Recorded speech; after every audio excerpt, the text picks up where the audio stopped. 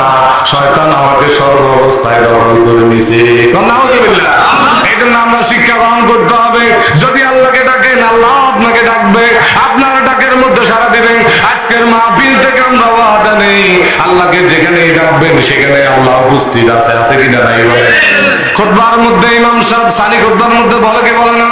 ফাজকুরুনি আযকুরুকুম ওয়াশকুরুলি ওয়ালা তাকফুরুন। আল্লাহ ফাজকুরুনি, এখানে আল্লাহ বলছেন, মুফাসসিরিনে কেরাম আলেম আছে জিজ্ঞেস করেন, ফাজকুরুনি বান্দা তুমি যদি আমাকে স্মরণ করো। আগে বলছে বান্দাকে, ও পর্দার আড়ালের মা এবং বোনেরা, আপনারও কবরে যাইতে হবে, আপনারও হাসর আছে, আপনারও মিজান আছে, আপনারও পৌঁছেরাত আছে। মাহফিলের কথাগুলো যদি শুনেন, একটু আমলের নিয়তে শুনেন।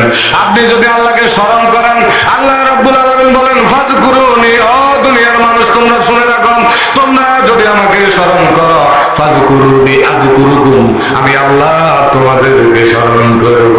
সুবহানাল্লাহ। তোমাদেরকে স্মরণ করব, তোমাদের ডাকে সাড়া দিব। যখন তোমরা আমাকে ডাকবা, আমি আল্লাহ তাআলার সাথে সাথে তোমার ডাকে সাড়া দিব। সুবহানাল্লাহ। ওয়া মাকুম আইনামা কুনতুম, বান্দা তুমি যেখানে আছো আমি সেখানে আছি। তুমি মসজিদে আছো আমি সেখানে আছি। তুমি দোকানের মধ্যে আছো আমি সেখানে আছি। তুমি বাড়ির মধ্যে আছো সেখানে আছি। বাসের মধ্যে আছো আমি আছি। ব্যবসার মধ্যে আছো আমি আছি। লন্ডনের মধ্যে আছো আমি আছি। হজের মধ্যে তুমি যখন আমাকে স্মরণ করবা, আমি তোমার ডাকের মধ্যে স্মরণ করে দিব। সুবহানাল্লাহ। আল্লাহ আল্লাহ क्या मुबारक नाम है, अल्लाह अल्लाह शुक्र का काम है। এই জন্য মুসলমান আমরা সবসময় স্মরণ করবো কারে? আরে একটু জোরে বলেন কাকে? আল্লাহকে যদি আমরা স্মরণ করি, দুঃখের সময়ে যদি আমরা আল্লাহকে স্মরণ করি, আল্লাহ রাব্বুল আলামিন আমাদেরকে সুখের সময় স্মরণ করবেন। সুবহানাল্লাহ।